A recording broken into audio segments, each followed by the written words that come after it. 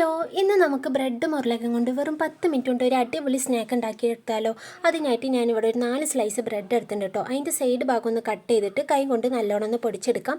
ഇനി ഇതിലേക്ക് 2 ഉരുളക്കിഴങ്ങ് ഒന്ന് വേവിച്ചത് ഉടച്ചു ചേർത്തിട്ട് അതും കൂടി ചേർത്ത് കൊടുക്കാം. ഇനി ഒരു അര സവാള ചെറുതായിരുന്നതും കുറച്ച് മല്ലിയിലും കറിവേപ്പിലയും ചെറുതായിരുന്നതും കൂടി ചേർത്ത് കൊടുക്കാം. ഇനി ഇതിലേക്ക് ഒരു അര teaspoon garam masala, 1 teaspoon chicken masala, ആവശ്യത്തിനുള്ള ഉപ്പും 1 ടീസ്പൂൺ മുളക് പൊടിയും കൂടി ചേർത്തിട്ട് കൈ കൊണ്ട് നല്ലോണം ഒന്ന് കുഴച്ചെടുക്കാം കേട്ടോ. നമ്മൾ ചപ്പാത്തിക്കൊക്കെ കുഴച്ചെടുക്കില്ലേ, ആ രീതിയിലൊന്ന് കുഴച്ചെടുക്കാം. ഇനി നമുക്ക് ഇത് ഇഷ്ടത്തിനുള്ള ഷേപ്പിലാക്കി എടുക്കാം കേട്ടോ. അപ്പോൾ ഞാനിവിടെ ഒരു റെക്റ്റാങ്കിൾ ഷേപ്പിലാണ് ആക്കിയെടുക്കുന്നത്. ഇനി ഇതേപോലെ തന്നെ എല്ലാതൊന്ന് ചെയ്തെടുക്കാം. ഇനി ഞാനിതൊന്ന് ബ്രെഡിൻ്റെ നമ്മൾ നേരത്തെ കട്ട് ചെയ്ത് മാറ്റിയില്ലേ, അതൊന്ന് മിക്സിയിലിട്ട് പൊടിച്ചെടുത്താണ്. അതുകൊണ്ട് ഇതേപോലെ നല്ലോണം ഒന്ന് കോട്ട് ചെയ്തെടുക്കാം.